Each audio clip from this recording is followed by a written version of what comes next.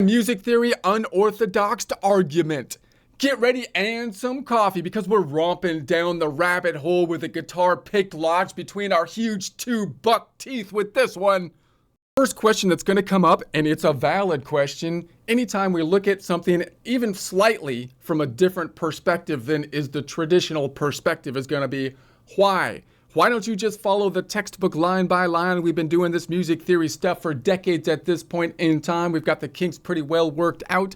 We've tested it over a fairly long period of time to prove that our concepts are solid. Just learn what's in the textbook and then put it into practice. And for the most part, I think that is true. So anytime we're going to propose something that's going to be basically different, I think we have to kind of justify it. One of the reasons that I kind of like looking at things from a different perspective is simply because I can't really help it. I tend to like to look at different systems, how they were put together, possibly looking for different ways to construct them, possibly adding to efficiency, or having a different set of pros and cons. Because if we have a complex system, if we look at it from a different perspective, that might open up different angles that have different sets of pros and cons. And from a music perspective, that might open up different musical styles and whatnot that we can kind of learn. I am not, however, a music scholar. I'm a self-taught guitar player. And therefore, although I've had a lot of resources, of course, this day and age as a self-taught guitar player in the age of YouTube, I get to listen to a lot of scholars and whatnot, but I recognize that's not the same thing as like a music formal education. So I feel like if I'm going to be doing things a little bit differently, even more so, I should kind of justify at least what I'm thinking. And if there's any comments out there saying what you're thinking is crazy, here's a guy once again who's an accountant on his spreadsheet over there doing music theory on the spreadsheet, for crying out loud. It's guitar for bankers. This is crazy.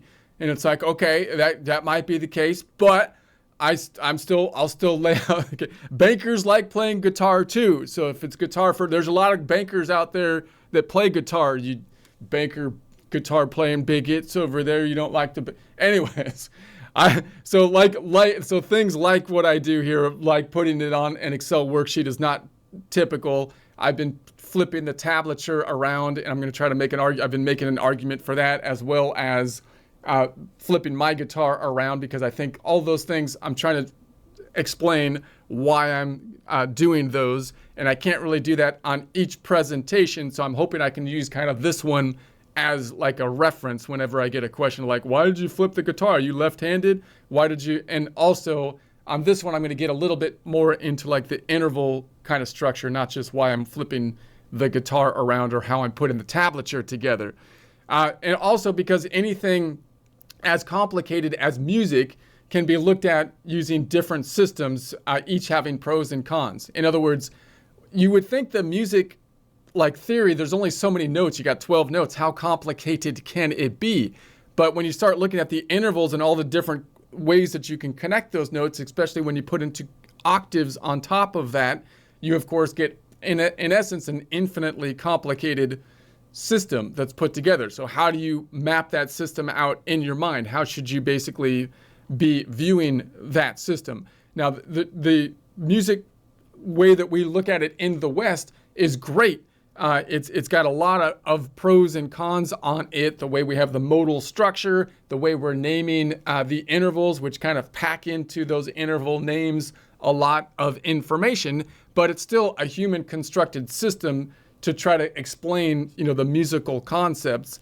And there are different ways that we could look at it, and those different ways are going to have different kind of pros and cons. And if you're someone that wants to kind of think of things a little bit differently, maybe play something a little bit differently, that's one of the things that you can kind of play with. How would you think about it a little bit differently? And you might start fingering the guitar a little bit differently based on your visualization of moving around.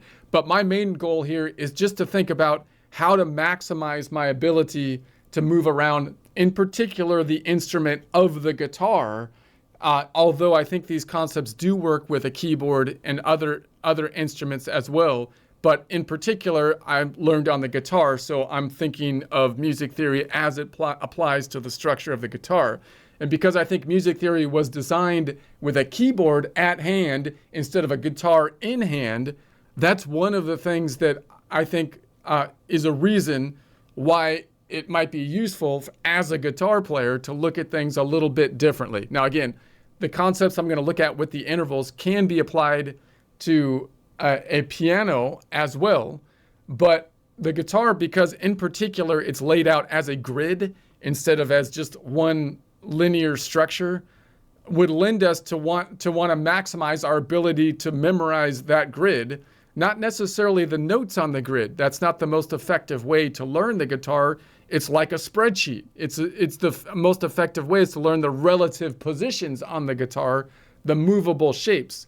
So the question is going to be how can I memorize the guitar to maximize the structure of the guitar, which is in a grid type of format. So I want to get into that a little bit more. So the things that I'm doing a little bit unorthodoxly here is I'm putting the tablature with the lower heavy string on top.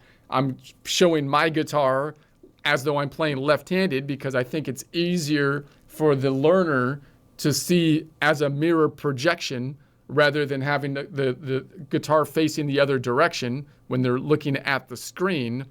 And I'm going to talk about the interval and how I think we should be memorizing the fretboard, which gets into like modes as well, which you might think is advanced. It is advanced, but I think it's really useful for beginners as well, because as a beginner myself, one of the problems I had a lot of times was like, well, if I switch from chord to chord, I'm playing a song, say in the key of C, and then I go to the 1, 4, 5 chord. What does it mean when I go to the 4 chord and the 5 chord? Am I playing a whole different set of notes?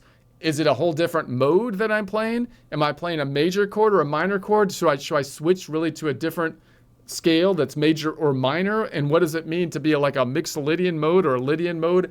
What does that even mean? What does it mean to say it's the one, if I say something as a 1, 4, a 1, 3, 5 chord, then I've switched the names from where I was before in the key of C, where the C was the 1, and now the 4 chord is the 1, right? So those are the things I want to kind of address on the guitar. And if you get at least a seed of those ideas as you're learning the guitar or any music, I think it'll really help you conceptualize things going forward. So that's what we'll get into.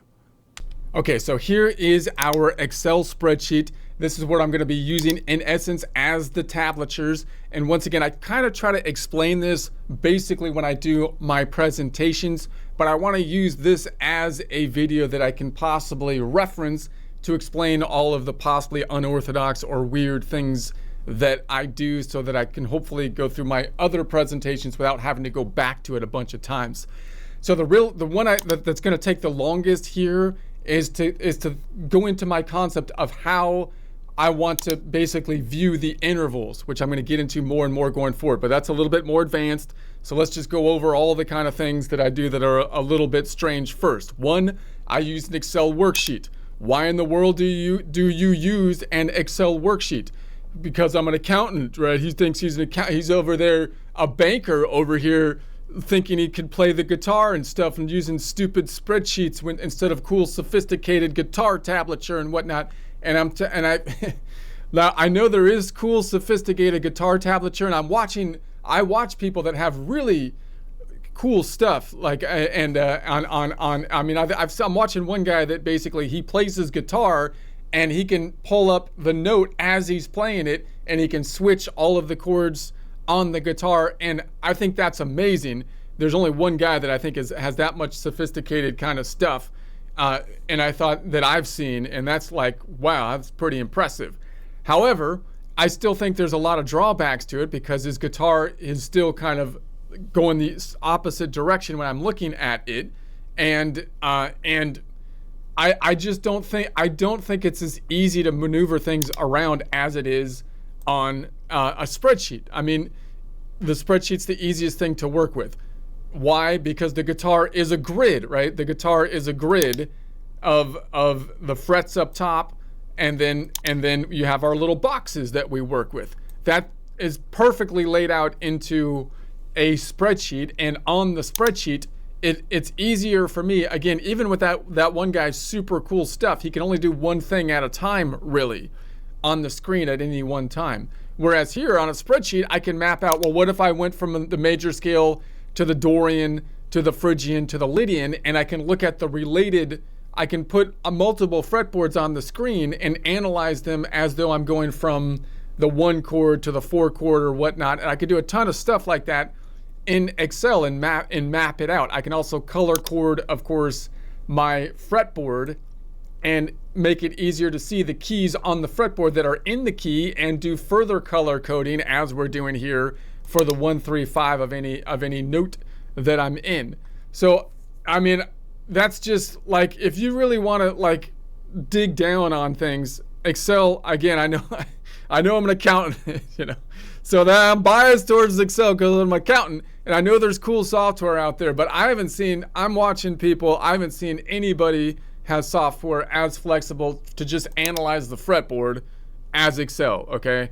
So that's why I use it. Okay, and then also my fretboard here, notice I'm gonna put the low or heavy string on top, which is also kind of somewhat unorthodox.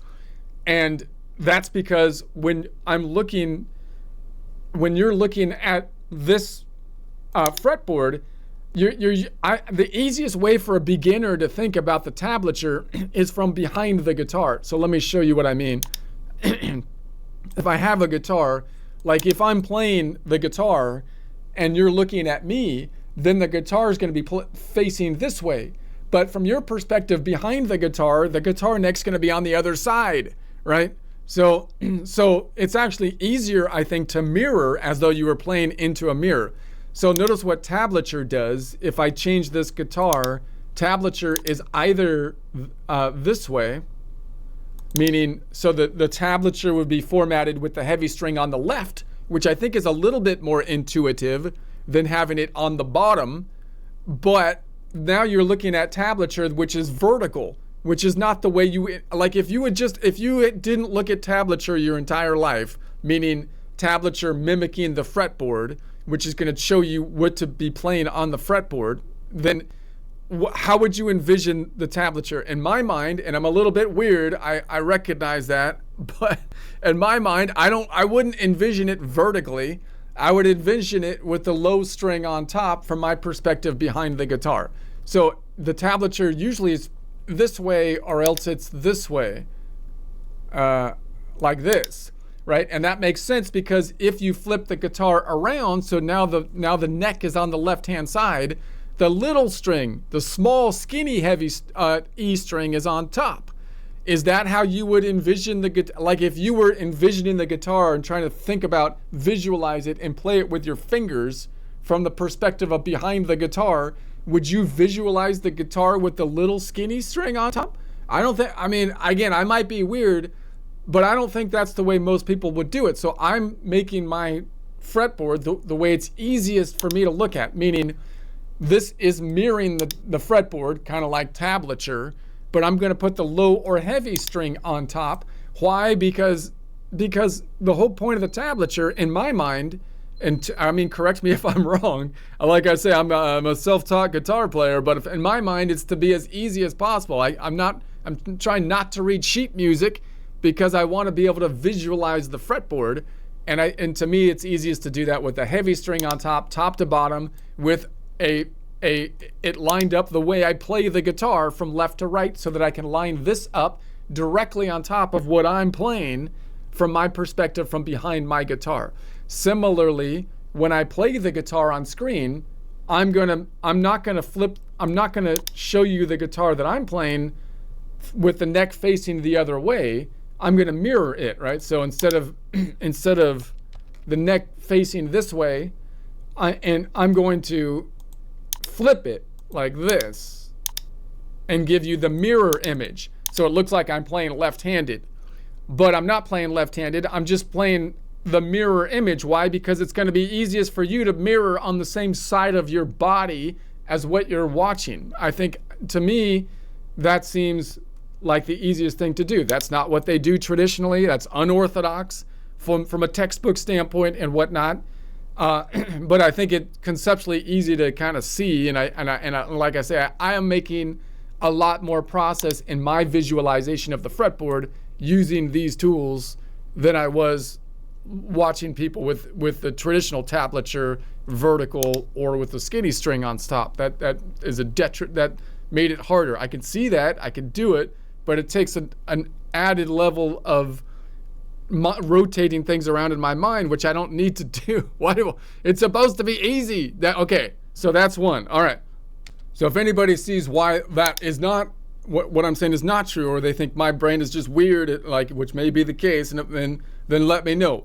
Now let's get into the more complicated kind of idea on the fretboard and what I think is different from it and like the piano and the structure of why the intervals were constructed on the piano.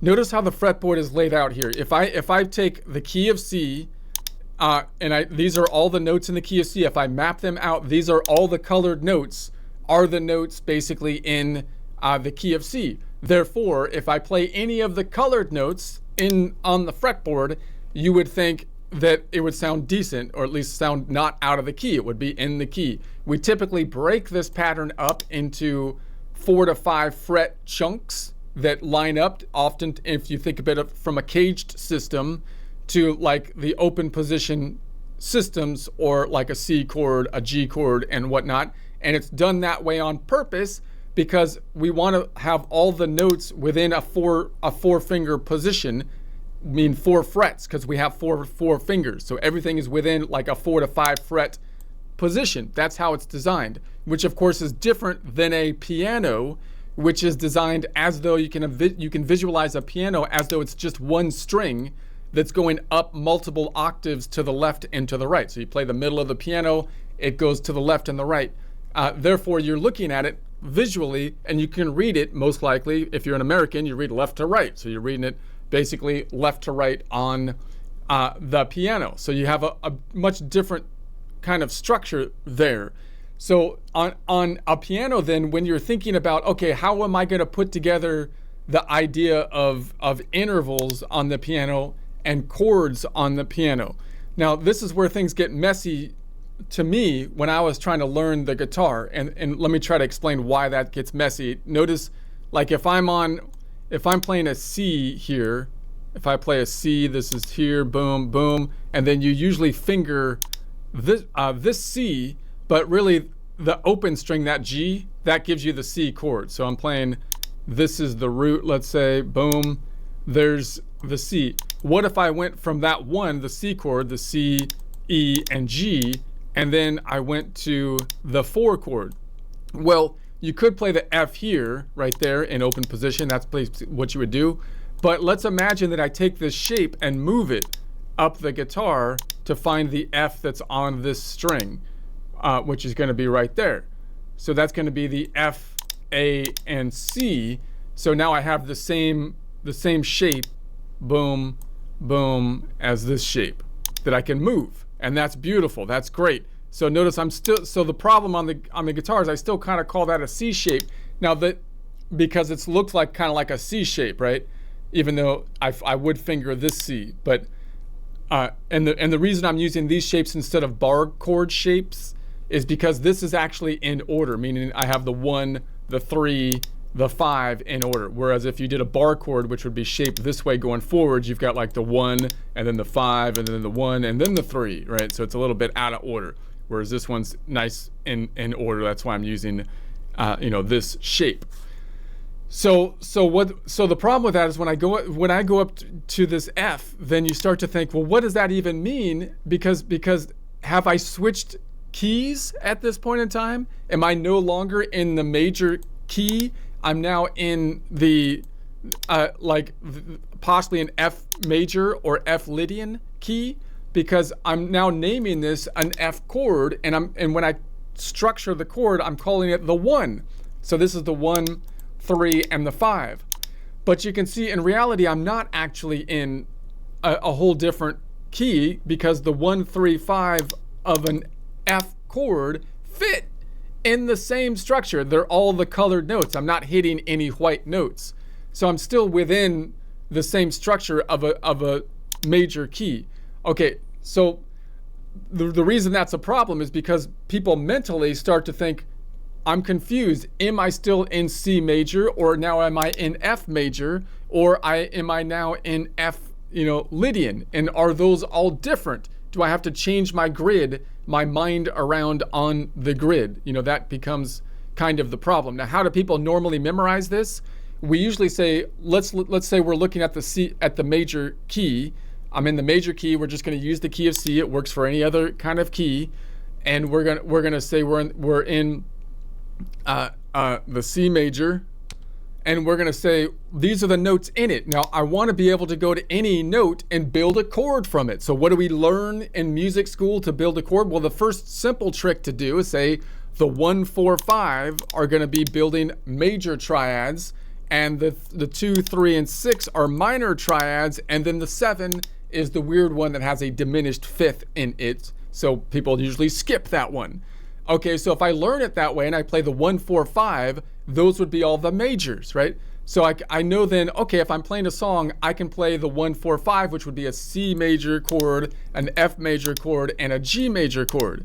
That's great. But that means that when I think that way, if I move up to this F major chord, what I'm thinking in my mind is now I'm not in the key of C anymore. I'm in the key of F major, right? That's what most people will think. But you're not in the key of F major, or you could be, right? So there's two choices that you have when you go up to this F chord. Notice if I'm in the key of C, I could do something kind of fancy. I can play the key of C and then play the notes around it, as a kind of flourish. I can add these notes because all these colored notes are in the key. When I go up to the key of F, or the chord of F, I could do the same thing. I can play the 3 notes in the triad, and I could add the same colored notes. But notice that like this F isn't in the same key. It's not a colored note.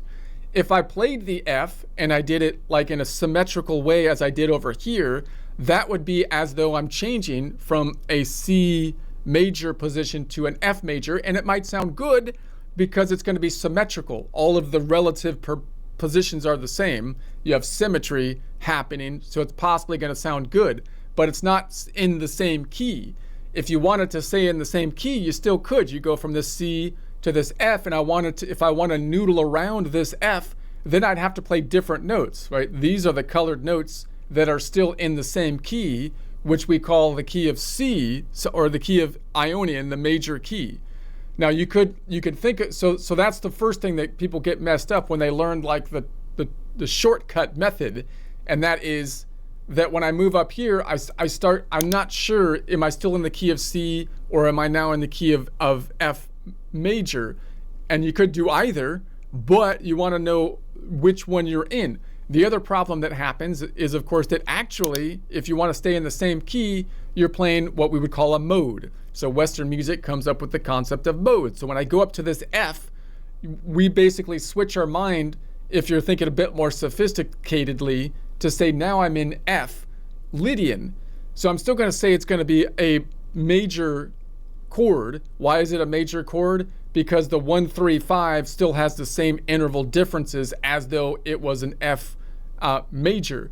But really, I'm playing the Lydian chord if I'm in the same key. Why does that matter? Because when I go beyond that, particularly to the fourth, right, it's going to have an augmented fourth over here.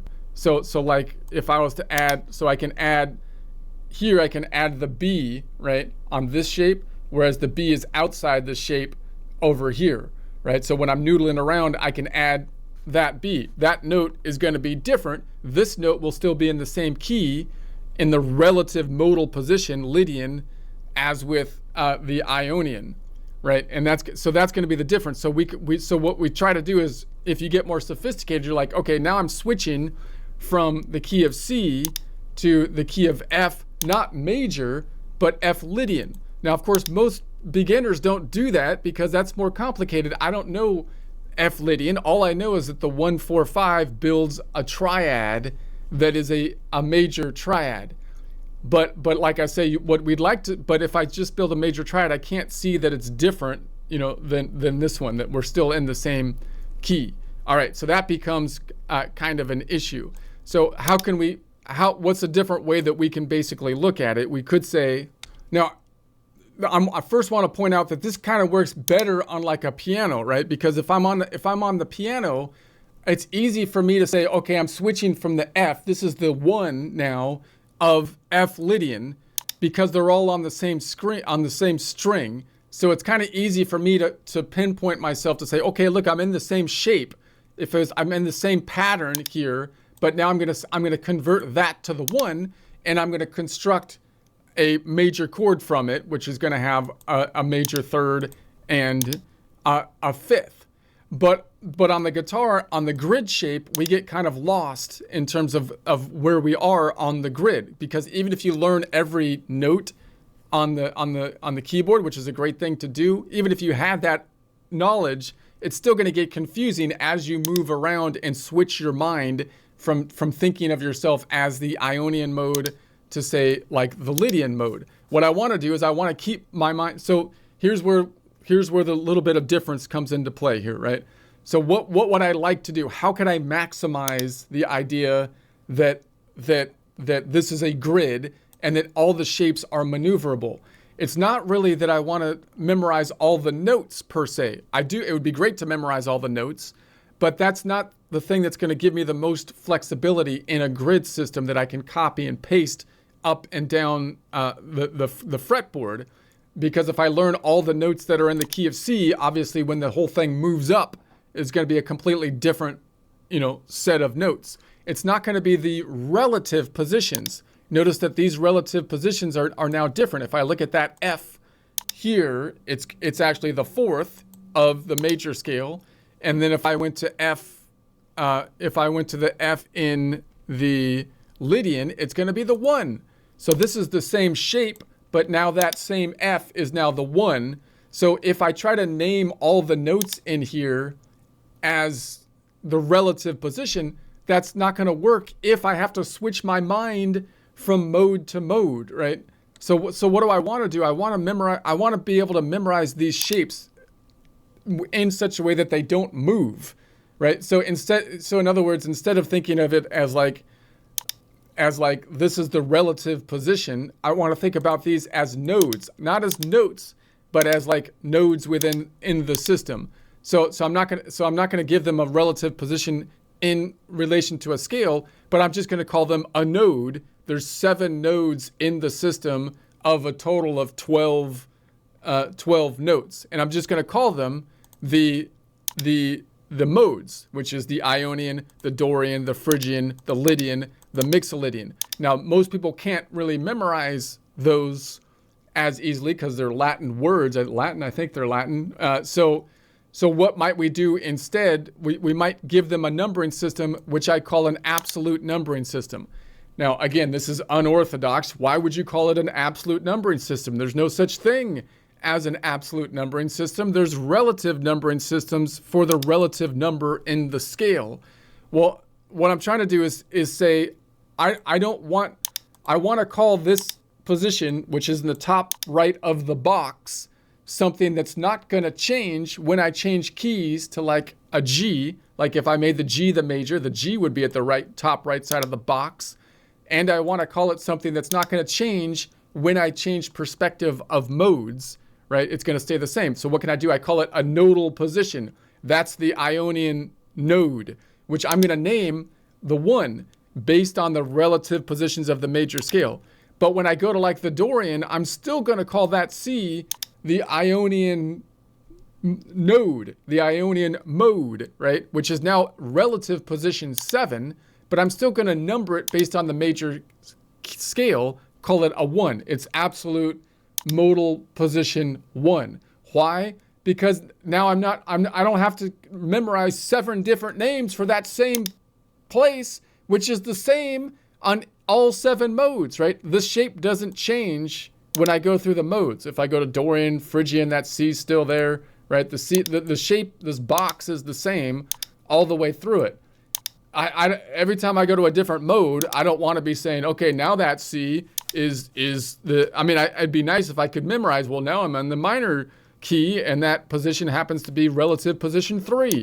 Great, I can memorize that, but I want to be able to say nodally, that position is always the Ionian position. It's always that node in the system, that point in the system is always going to have an absolute name that's not going to change It's the Ionian node, which I'm going to label absolute mode number 1, so that I can label the shapes.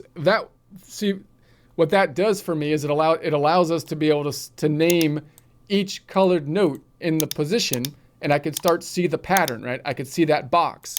That box, the relative numbering is going to change, but I can always say that's going to be the Ionian node, or absolute mode number 1. This is always going to be the absolute mode number 4, Phrygian, right? If I move down here, it's still the Phrygian mode. The Lydian mode. The Lydian mode. This is the Phrygian mode. The E is going to be the Phrygian mode. So that's what I want to. That's what I'd like to memorize, right? If I can memorize the pattern on the guitar, which is harder to do because it's in a grid system than it is on a piano. On a piano, you can easily see the relation between the black notes and the white notes and see exactly where you are, in the pattern. And therefore, it's going to be a little bit easier to recognize. Here, we have to recognize something like, well, here's that square. What is the square? The square happens to have, I don't want to say it's got a C in it. It's not going to have a C in it if I move to a G major. But if I see the square in any position, the Ionian is going to be on the top right of it, right? The bottom left is going to be Phrygian. So that'll help us to identify each of the notes in the system. So then the next problem is, well, what if I go from this C to the F here? How do I want to visualize this? Well, I'd like to say, well, this F, I don't want to switch and say, well, now I'm in the Phrygian mode. Now that's the 1. Because if I switch that to the Phrygian mode and make that the 1, now I've renumbered the whole system. I just want to see it as it is the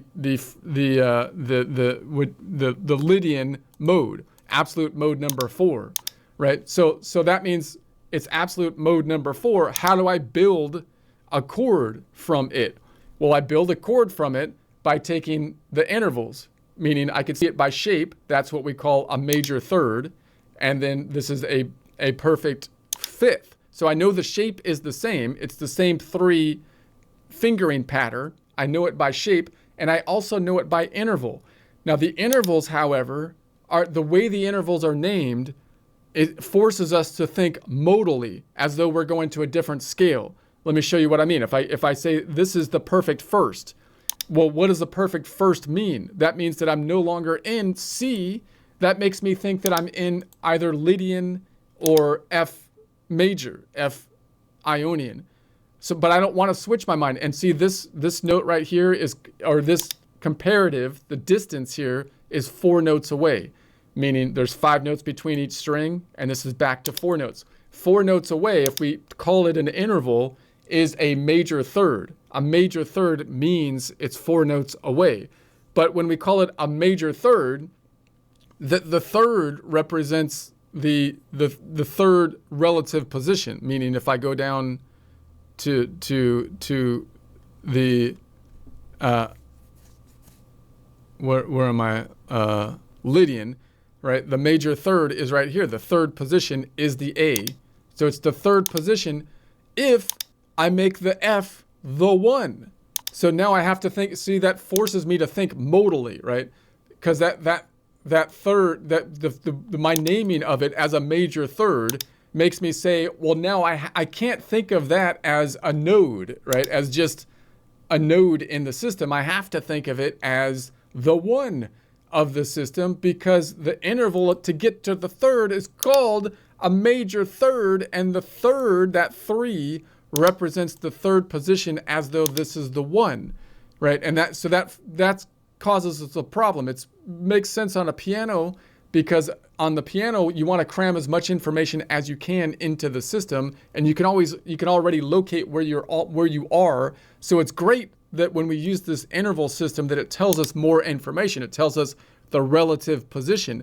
But the bad side is it forces us to think that I'm switching modes, right? I don't want to think that I'm like switching modes. I want to keep my mind in to just think of it as a node that's going to be the nodal position. So let me show you that a little bit more clearly here. Like if I was to count up in our whole steps and half steps, notice if I'm on the 1, of a major, and then I go to the 2, what do we call that? A whole step. If I go from the 3 to the 4, we call that a half step. So notice that we could also call that, if I measure from the 1 to the 2, we could call that a 2-note away major second.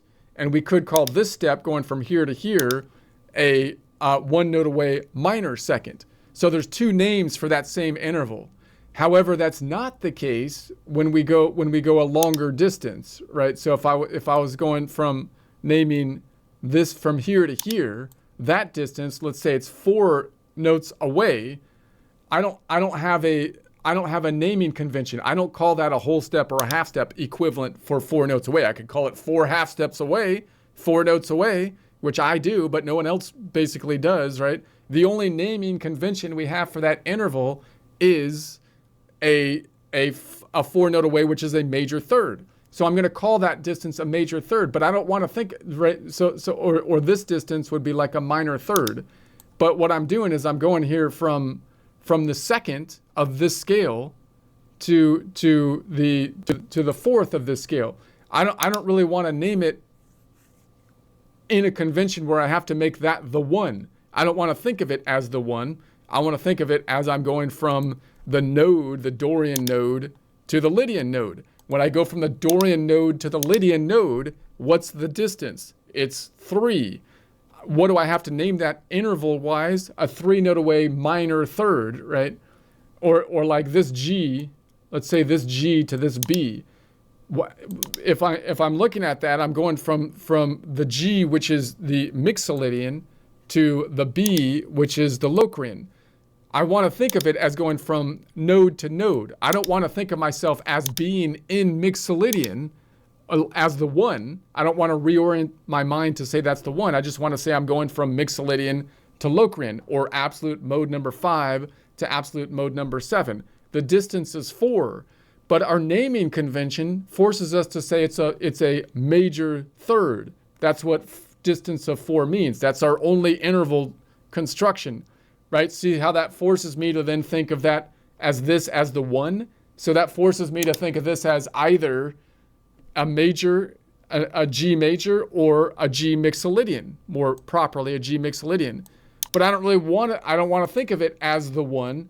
I want to think of it as just a mode, and I'm going from absolute mode number 5 to absolute mode number 7, which is a distance of 4. So to think this way, you have to just basically think that the distance of a major third just means 4 notes away, right? I'm not thinking of it in terms of the scale, like where I am on the relative position of the scale, because I don't want to rethink on my mind, renumbering all the notes on the fretboard according to being in a whole new mode, the Mixolydian mode. I just want to keep the same structure, right? And so then I could start to memorize my chords a couple different ways. So how would this be beneficial? Well, if I'm playing in the key of C and I move from the 1 to the 4, then I'm going from this 1 here. I can move that shape up to the 4 here, and I don't have to switch my thinking. So now I'm on the 4, and I'm still seeing it as just the Lydian. I'm seeing it as, in essence, a Lydian chord, or the 4 chord, which is basically going to be a Lydian modal chord. Now I can see the shape. How could I construct using intervals? So using intervals, I know that I'm going to think about how many steps, how do we construct the intervals? What we do is we take every other note from the node that we're in. So if I'm building a chord from the F, we skip every other note. So we'd go from absolute mode number 4, skipping absolute mode number 5, going to absolute mode number 6. That would be what we typically call the major third, right? But what we do is we skip 1 note in our system and we go to the other one. So obviously if I'm on absolute mode number 4 Lydian, what's going to be the third? Well, it's going to be absolute mode number 5 is skipped, absolute mode number 6. So I'm going from it to the Aeolian. So I'm going to the Aeolian, and then I skip the 7, and there's no 8, we go back to the 1, and there's the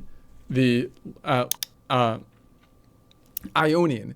So you can if you wanted to think of the intervals this way, instead of making that the 1, I can easily still just say, well, it's a 4-note away. I can call it a major third and see the interval, and I can see that we have a 7-note away perfect fifth, and I can start to name this chord a little bit differently. I can say this is now a Lydian modal chord. It's a modal chord that has all the same notes. It's a 3-note Lydian modal chord, which is going to have the 1, 3, 5 in it. And I can name it differently than this, right? So instead of me saying this is a C major and then I move to the 4 and this is an F major, it's more precise to say this is a C major and this is a C major and this is a 3-note F Lydian chord.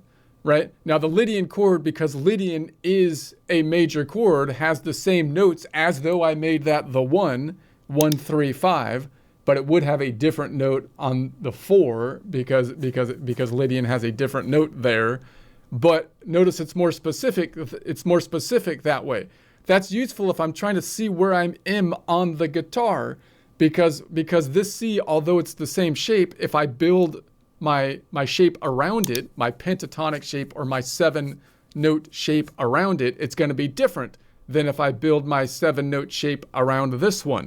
So I want to be able to say, yeah, these look the same, but this is this one has an Ionian skipping 1 to the Phrygian to the mixed Lydian, meaning it's got absolute node 1 Ionian, absolute node 3 Phrygian, absolute mode 5 Mixolydian. Whereas this one, if I start on the F, has absolute mode number 4, absolute mode number 6, skipping that, absolute mode number 1 Ionian. So I can actually name this by the modal nodes that are in it, and it's easy to do if you number them and give them an absolute numbering system, because you just skip every other number. So if I'm on the 4, I skip 5 and I go to 6, and I skip 7, I go to 8, which is also 1 because it goes around in a circle. So that's how you can name it. And the naming convention is different, and it doesn't force me to change my thinking to now make that the 1, as though I'm in a completely different scale. I don't want to think that I'm in a different scale, and I want to be able to identify exactly where I am in this position, even though I have the same shape.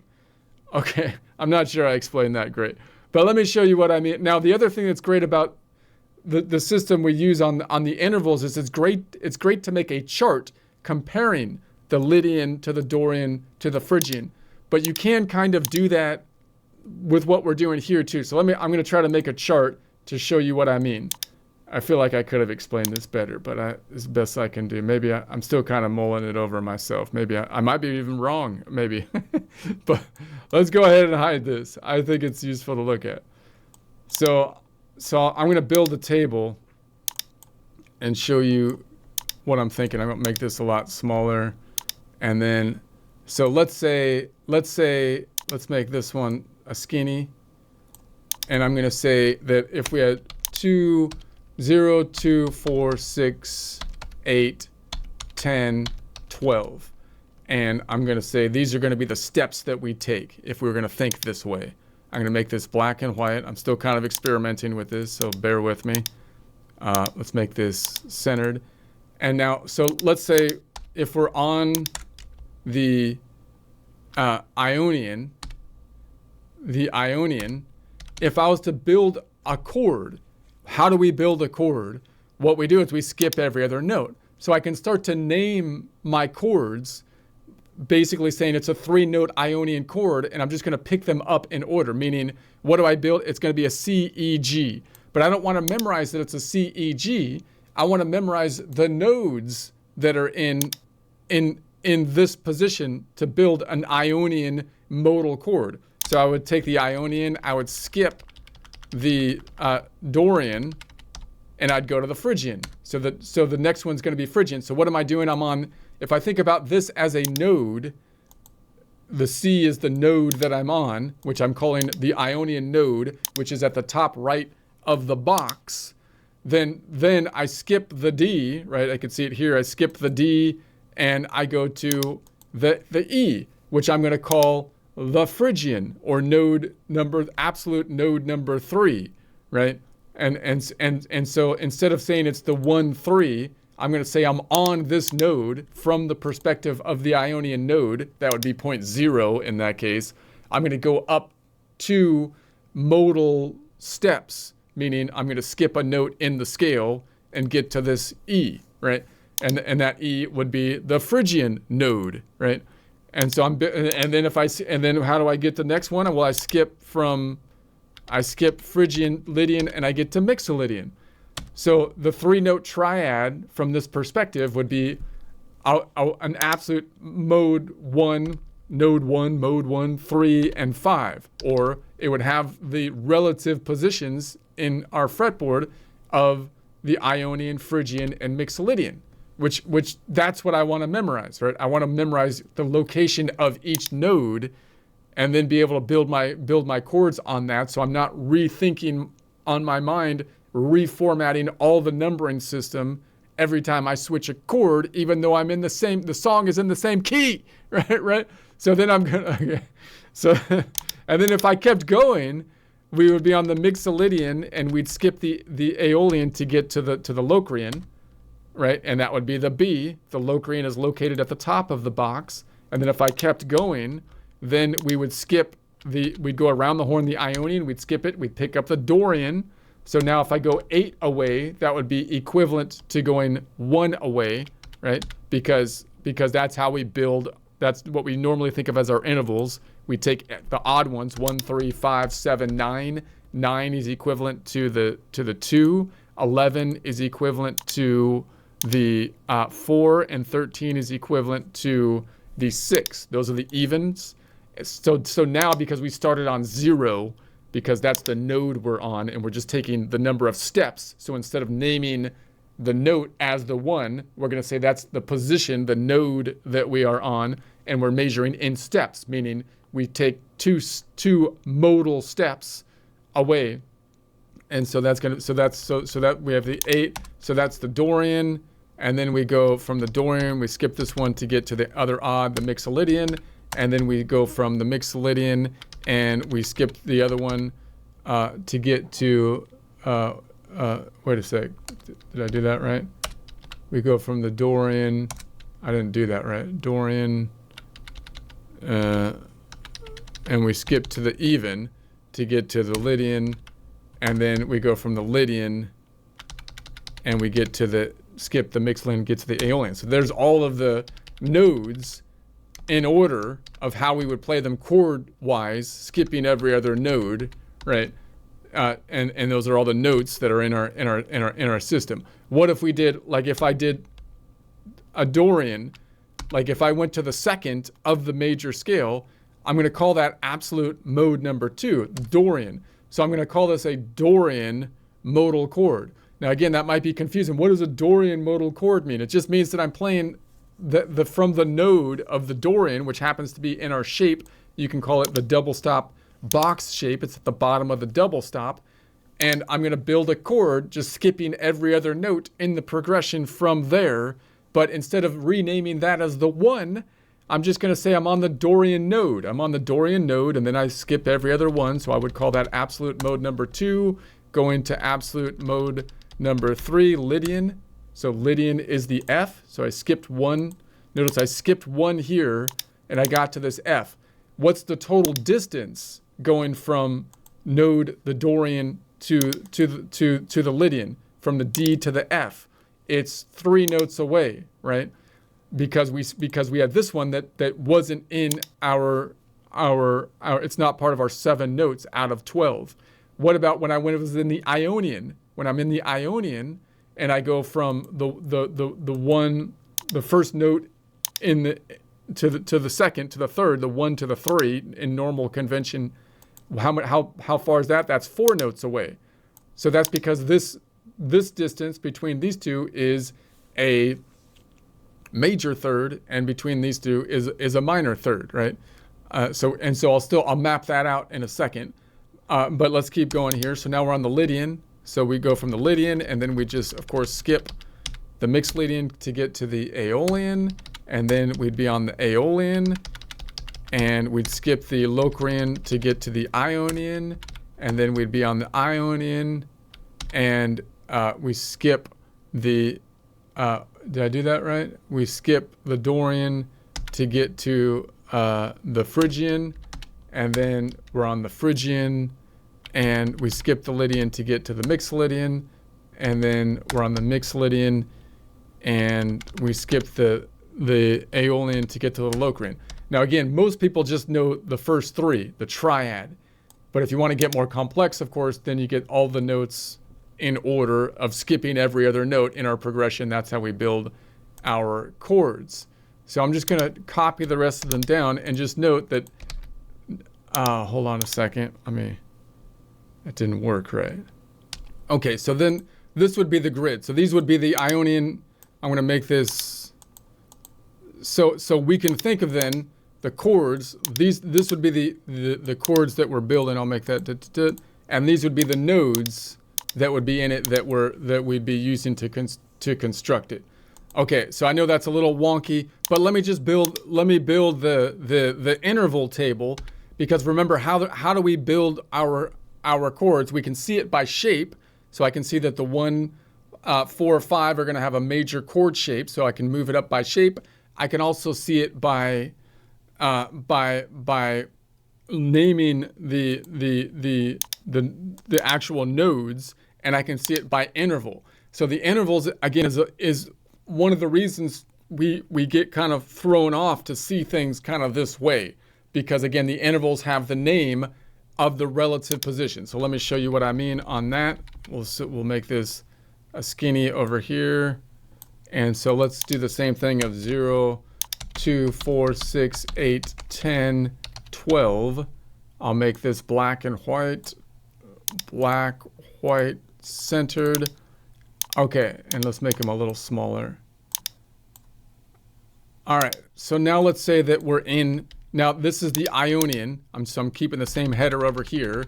And so if I'm on the Ionian node in the key of C, I would be on the C, right? What is that interval wise?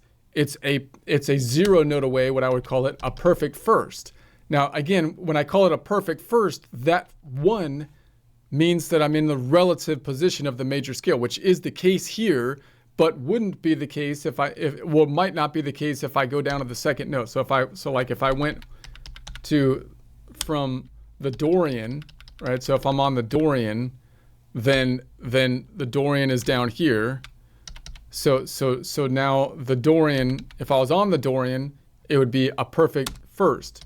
So again, remember, if I was in the key of C, I kind of want to see that. I'm kind of seeing from a nodal standpoint that as absolute node number 1, and this is Dorian absolute node number 2.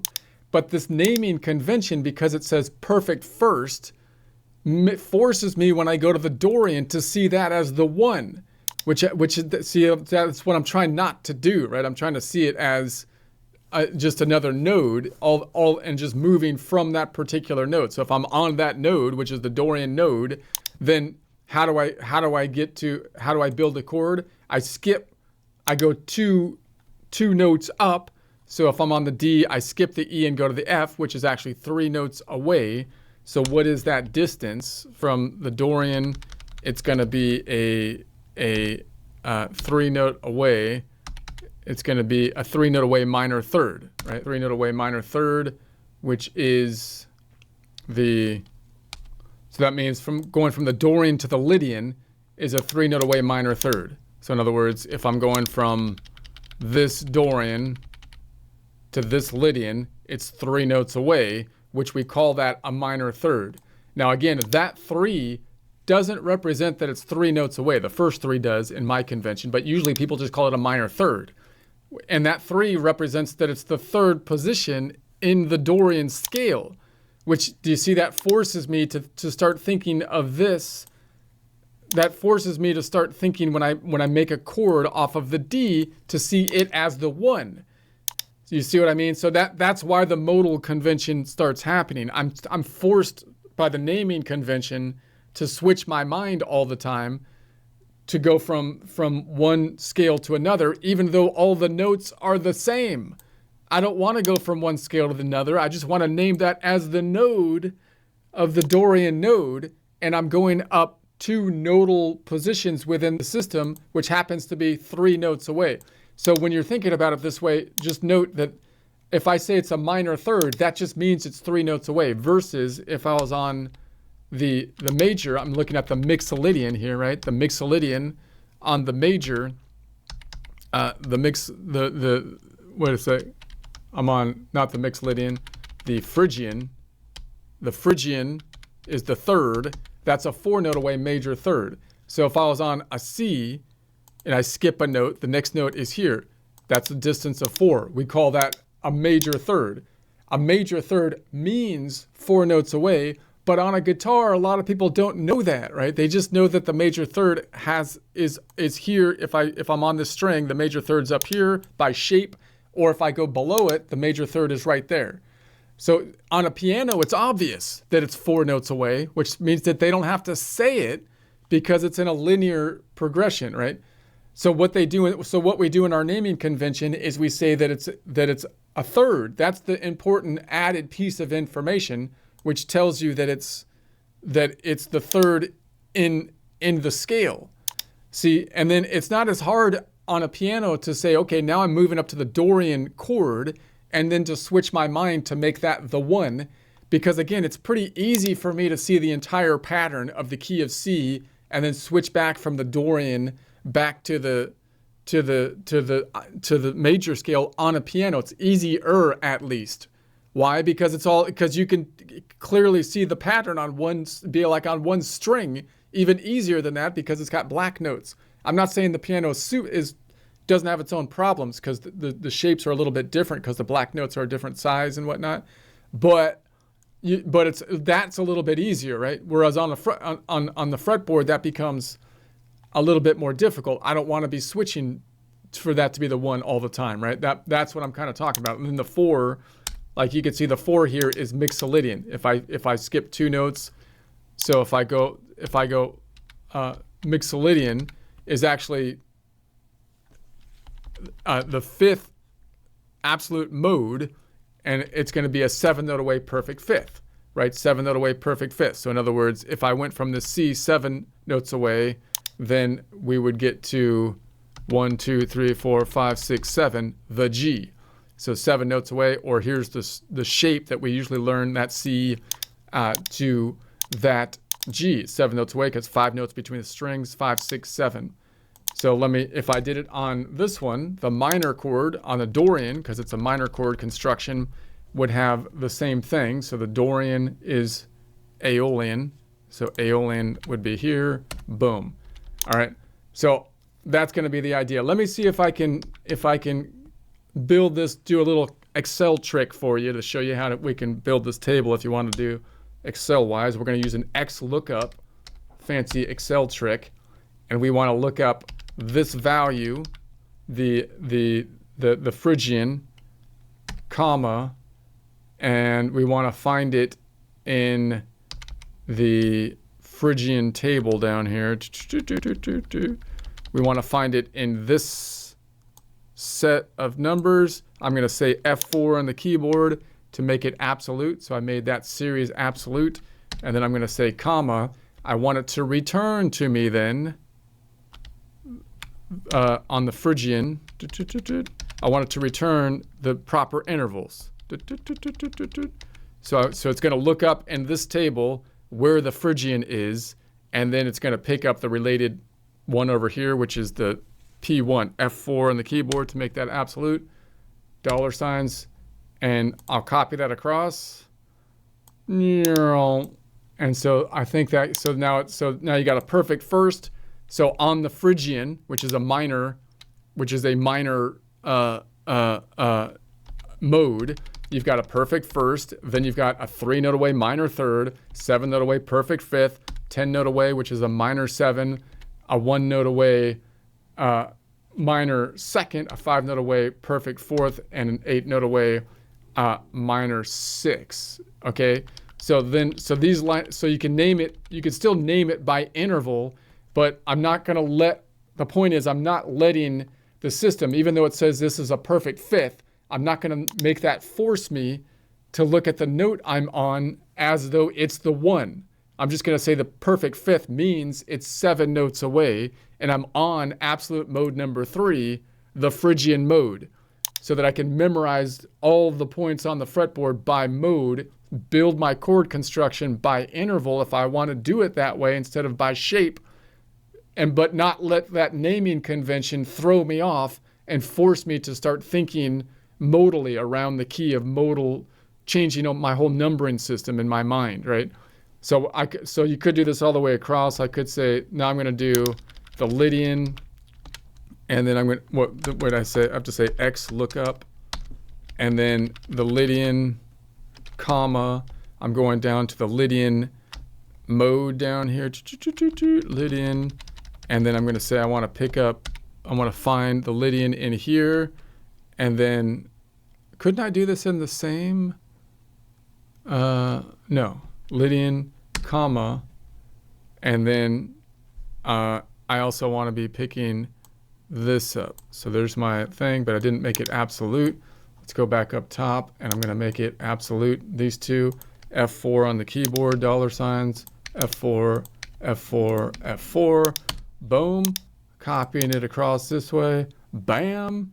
All right, I think that's right. So then the Lydian, which is a major mode, has a perfect first, a 4 note away major third, a 7 note away perfect fifth, an 11 note away major 7, a 2 note away major second, a 6 note away diminished fifth, which I'm not sure, I think that one should also actually be an augmented fourth, but it's the same distance, and a 9 note away major 6. So these distances tie into these relative position notes, which would be the Lydian, the Aeolian, the Ionian, the Phrygian, which tie into these, the notes in the Lydian. If I went down to the Lydian, the actual notes over here, Lydian, the notes, F, A, the 1, 3, 5, 7, 9. Okay, my head's kind of going. So that's going to be the idea. Let me see if I can just copy. I wonder if I can copy this over here. See if I built this, that it works right. Boom, and on it, no. Let me just copy the whole thing. Paste it here. All right, there's the finished table. I think everything is working. So okay. So that's the idea. So notice that the point of this table is this is measuring by the steps from the mode I'm on. So it's always going to be one step down than what we normally think of, because normally the table would be built on, if this is the 1 of the scale, the 1, 3, 5, meaning I'm on the C of the scale, then the 3, I skip 1, the 3, and the 5. If I'm thinking of it as a node, I'm on node number 0, which is the Ionian node in this case, and then I go up 2 modal steps, skipping a note. So I go up 2 modal notes, and then I get to the 4 note away minor third, I skip 2 modal notes, and I get to the 7 note away perfect fifth. So if I think about this as the 1, this would be the 1, 3, 5, right? The 1, 3, 5. If I think of it modally, I'm on this node, which is the Ionian node, which I would call point 0, or I'm starting from that position and taking 2 steps, modal steps, which 2 steps up, which is the actual distance of 4 notes, because there's only 7 notes in our scale. And then I take 2 steps up to get from there to get to a 7-note distance totally of the perfect fourth. Okay. I'm not sure I did a good job explaining that, or if maybe I'm totally crazy. And this is, and you could tell me that, if this is like, why would you think this way? That's weird. But that's what I'm going to experiment with going forward. Let me know what you think on that.